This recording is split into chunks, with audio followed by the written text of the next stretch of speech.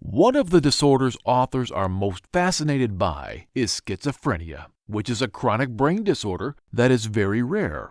In fact, there are less than 1% schizophrenics in the U.S. So why is everybody fascinated by this? Find out in the latest episode of Big Factz. What is schizophrenia, and what do these patients see? Subscribe to our channel and hit the notifications button below for more videos like this. Schizophrenia, like all mental disorders, can be active or inactive. When it's active, symptoms can include delusions, disorganized speech, hallucinations, and lack of motivation. The good news is that most of the symptoms of schizophrenia can be greatly reduced through therapy and medication. However, there is no cure for schizophrenia yet. Research is being led to innovate an even safer treatment for patients. Experts are unraveling cause of illness through genetics, performing behavioral research, and using imaging to look at the brain from the inside. These approaches are a light of hope for patients of this illness. The complications of schizophrenia may help explain the misconceptions that most people hold about its patients. First, the illness does not result in a split personality or multiple personalities. Most people with schizophrenia are actually not more dangerous than so-called normal people.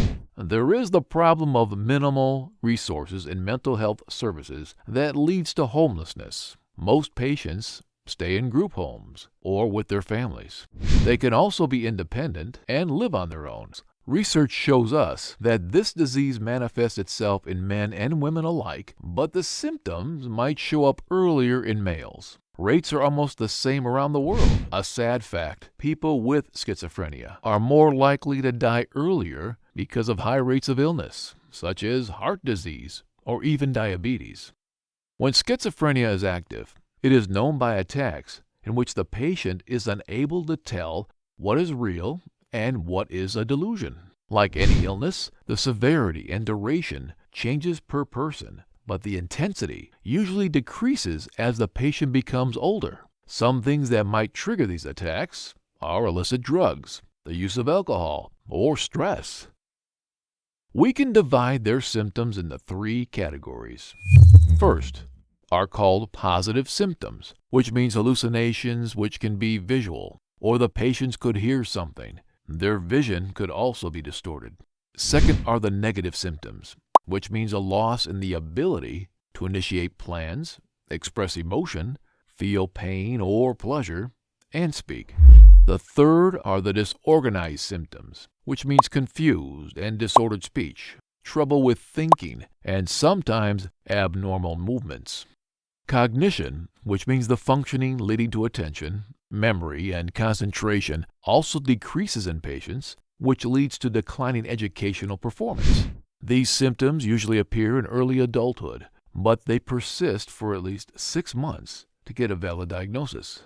Men often experience these symptoms a little earlier, like their late teens or early 20s. Women show symptoms in the 20s and 30s. However, subtle signs might come earlier, which include troubled relationships, poor performance, reduced motivation, and stress.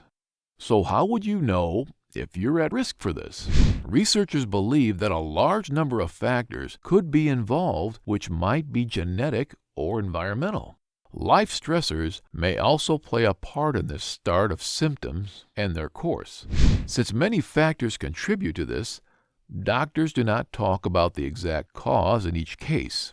In other words, you cannot know if you're at risk for this. But no need to worry.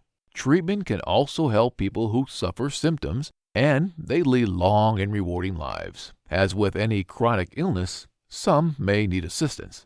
For many people, living with family support is quite important to their recovery, and it is essential for families of these patients to be aware of this. Organizations such as Schizophrenia and Related Disorder Alliance of America, or SARDA, Mental Health America, MHA, or the National Alliance of Mental Illness, NAMI, give many resources and guidance to patients and families of the affected.